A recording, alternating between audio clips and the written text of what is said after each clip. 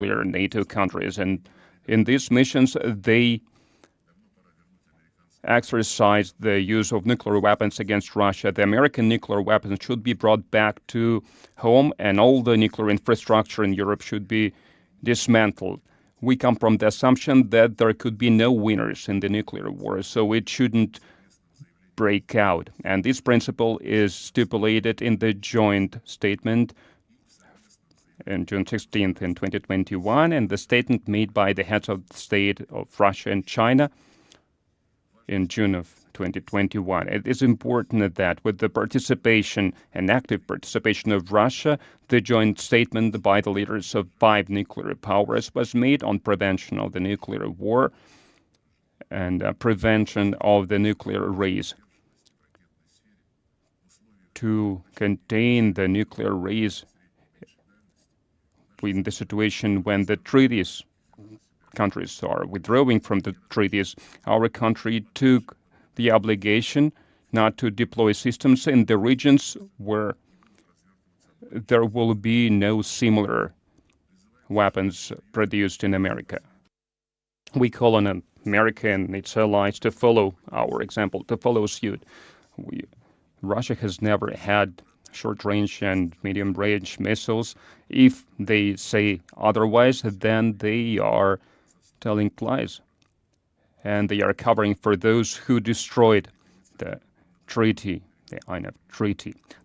Russia is still a part to the multilateral talks to increase and enhance strategic stability. We come from the assumption that such ideas should be based on consensus, taking into consideration the concerns of all the participants. We also hope that this year there will be an event, the 10th Conference on Consideration of the Non-Proliferation of Nuclear Weapons Treaty, one of the key elements of the international security and strategic stability. This conference should be held in constructive atmosphere, and after it, the participants should reiterate their readiness, their willingness to stick to the obligations they have assumed. Obviously, we also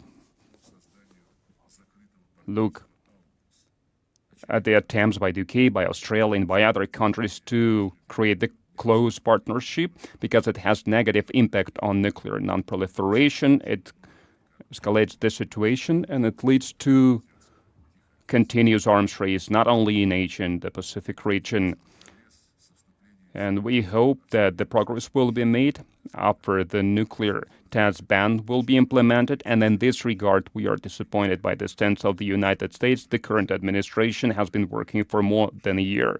But nevertheless, the former approach by the U.S. that is stipulated in the military doctrine in 2018 hasn't been reconsidered still.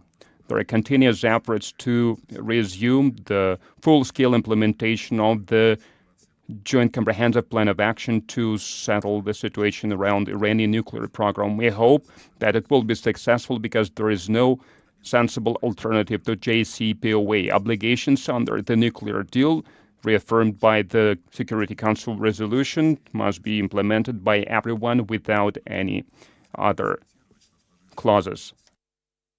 In this situation,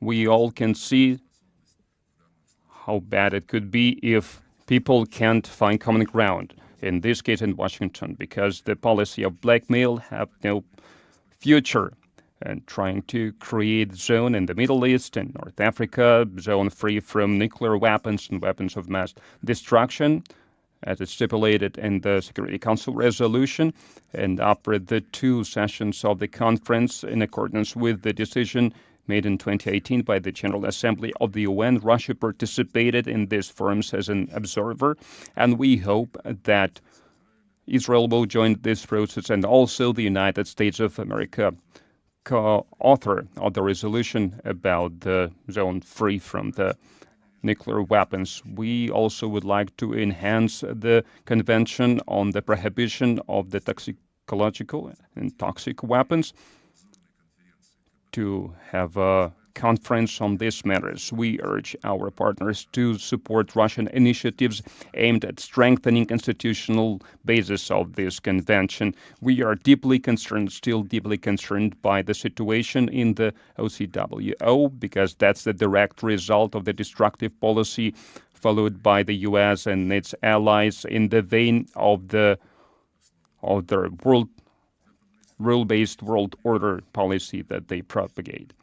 They basically privatized this international institution, and now they use it for their geopolitical ambitions. Secretariat of OCWO is used by them openly to exert pressure to the governments they don't like, against whom they create a lot of unproved evidence.